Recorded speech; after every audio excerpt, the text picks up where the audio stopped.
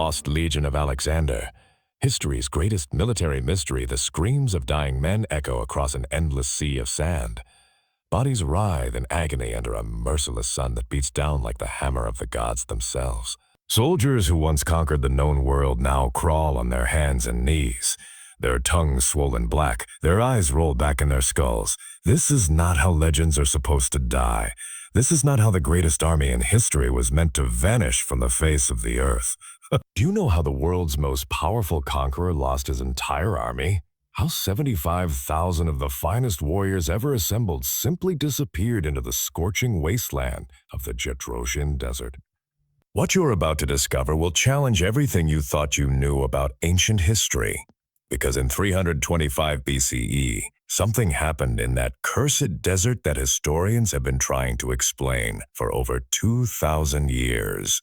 Something so mysterious, so utterly devastating, that it broke the spirit of Alexander the Great himself. Picture this: the year is 325 BCE, and Alexander III of Macedon stands at the pinnacle of human achievement. At just 30 years old, he has never lost a battle. Never. His empire stretches from Greece to India, encompassing 3 continents and 37 separate kingdoms.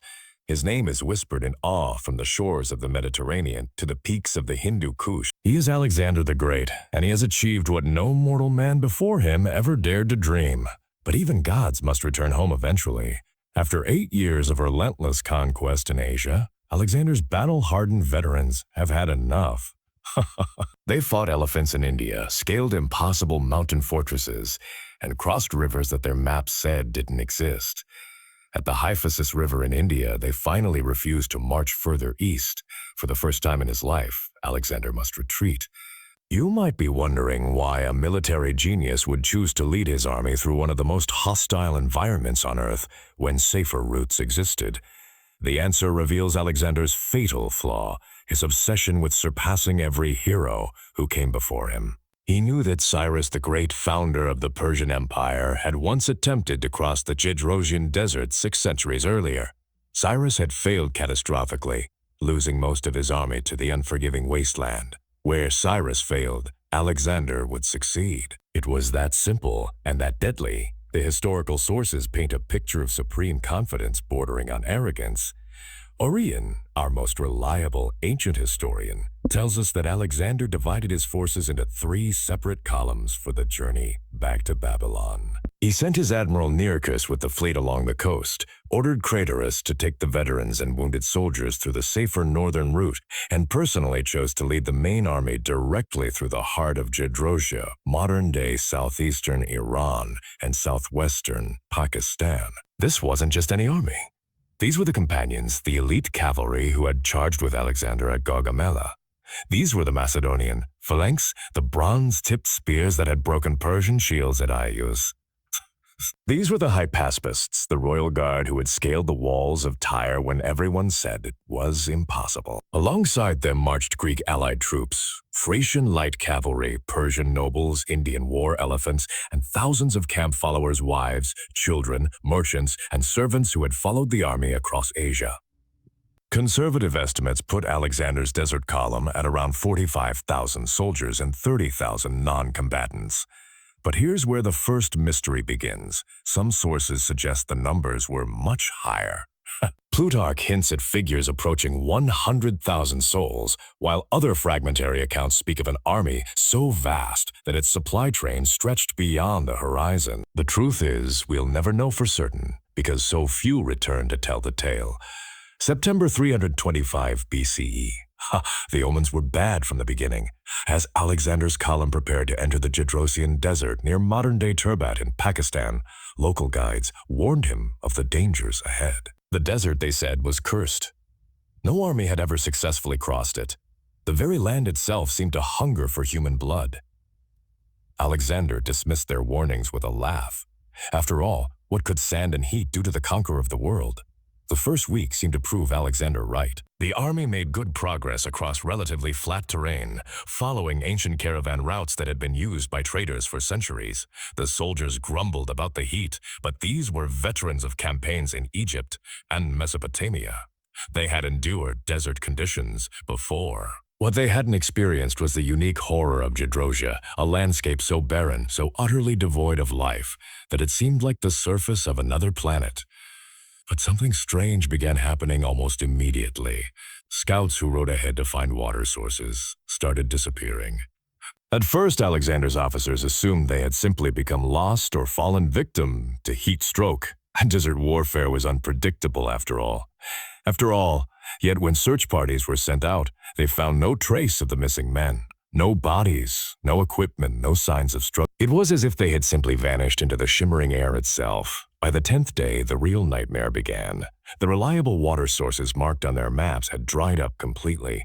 Wells that should have contained fresh water held only sand and the bones of animals.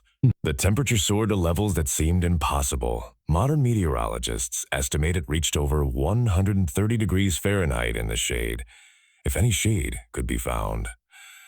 The metal of weapons and armor became so hot that soldiers couldn't touch them without burning their skin. Just 3 days later, the first major catastrophe struck.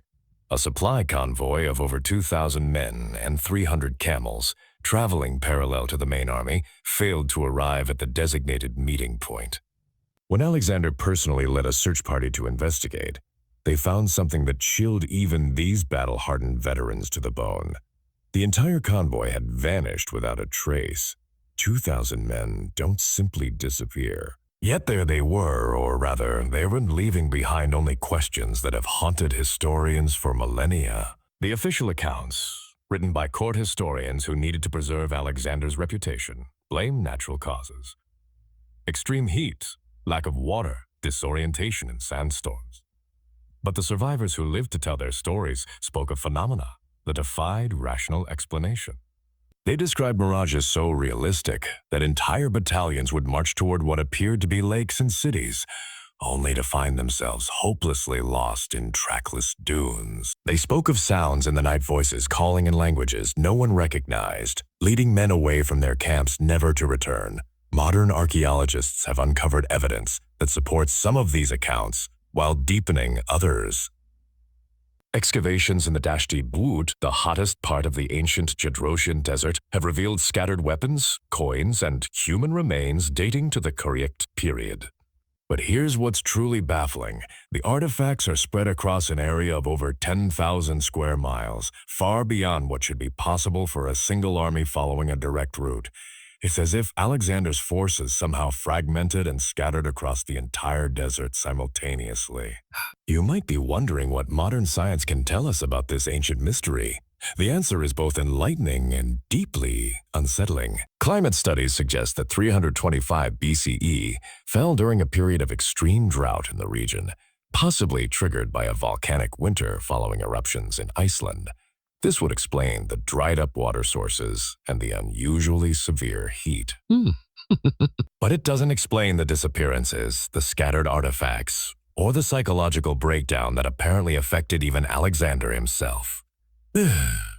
By the third week, according to the fragments of Ptolemy's journal that survive, discipline in the army had completely collapsed. Officers report soldiers drinking their own urine, then drinking sand when even that ran out. Men began hallucinating conversations with dead comrades. Entire companies would suddenly break ranks and march off into the desert, convinced they had seen oases or cities on the horizon. Bahar, Alexander himself, the man who had personally led charges against war elephants, began experiencing what can only be described as a complete psychological breakdown.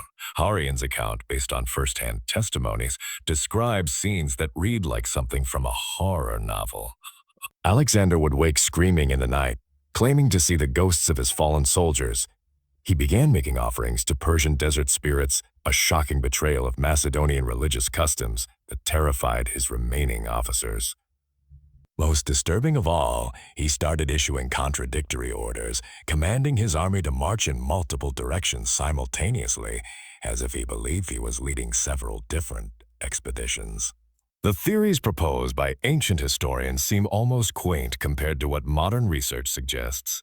Plutarch blamed hubris, the gods punishing Alexander for his arrogance. Arrian focused on practical failures, inadequate preparation, unreliable maps, and the simple impossibility of supplying such a large force in a waterless wasteland. But these explanations, while logical, fail to account for the most disturbing aspects of the Gedrosian disaster. Contemporary military analysts have proposed that Alexander's army fell victim to a perfect storm of environmental factors. The extreme heat would have caused mass heat stroke and dehydration. Sandstorms could have separated units from the main force. Flash floods and seasonal wadis might have swept away entire companies without warning. Disease outbreaks exacerbated by contaminated water sources could have decimated the ranks. Each of these factors alone might have been survivable for such an experienced army. Combined, they created a death trap from which few could escape. But perhaps the most chilling theory comes from military psychologists studying the effects of extreme stress on group behavior. They suggest that Alexander's army may have experienced a form of mass psychotic break triggered by dehydration, heat stroke, and the constant psychological pressure of watching comrades disappear. In this state, rational decision-making becomes impossible. Units might have wandered off following hallucinated orders. Men might have abandoned their equipment and walked into the desert believing they were going home. The army didn't just die in Gedrosia, it went collectively insane. Archaeological evidence continues to complicate our understanding of what happened. Recent excavations have uncovered burial sites that suggest some groups of soldiers survived for weeks or even months after becoming separated from the main force. Coins and weapons have been found arranged in deliberate patterns, suggesting that some survivors maintained enough sanity to conduct burial rites for their fallen comrades. Most puzzling of all, some artifacts have been found in locations that should have been impossible for Alexander's army to reach, given their known route and timeline. The final twist in this ancient mystery comes from an unexpected source: genetic analysis of human remains found in the desert. DNA evidence suggests that some of the bodies discovered in recent decades may indeed belong to soldiers from Alexander's army. But here's the shocking part: some of these remains show evidence of extreme violence that has nothing to do with environmental factors. Sword cuts, spear wounds, and blunt force trauma indicate that at least some of Alexander's soldiers died fighting. But fighting whom? No enemy forces are recorded as being present in Gedrosia during this period. When the survivors finally stumbled into the city of Pura in late October 325 BCE, they were barely recognizable as human beings, let alone as the elite soldiers who had conquered the known world. Ancient sources vary wildly on the numbers, but most agree that fewer than 15,000 of the original force remained alive, a mortality rate approaching 80%. Alexander himself had aged decades in the span of 2 months. His hair had turned white, his hands shook constantly, and he would never again personally lead a military charge. Modern satellite imagery and ground-penetrating radar have revealed tantalizing clues about what might still lie buried beneath the sands of Gedrosia. Anomalous formations suggest the presence of large-scale human remains and metallic objects scattered across vast areas of the desert. Some archaeologists believe we may have found only a fraction of Alexander's lost legion. The rest remain out there, somewhere in the shifting dunes, taking their secrets to sandy graves that may never be found. But here's what truly haunts historians and archaeologists who study this mystery. Alexander the Great, the man who conquered most of the known world, never spoke publicly about what happened in Gedrosia. Despite his love of grand narratives and heroic tales, he ordered his court historians to mention the desert crossing only in passing. What horrors did he witness out there that were so terrible he couldn't bear to have them recorded? What happened to Alexander's lost legion that was so traumatic it broke the spirit of history's greatest conqueror? Some mysteries are buried in the sand for a reason, and perhaps, just perhaps, they should stay that way. The next time you hear someone claim that history has no more mysteries left to solve, remember Alexander's lost legion. Remember that 75,000 souls vanished into the desert and only 15,000 emerged. Remember that somewhere beneath the burning sands of Gedrosia, the greatest military mystery in human history still waits to reveal its final terrible secret.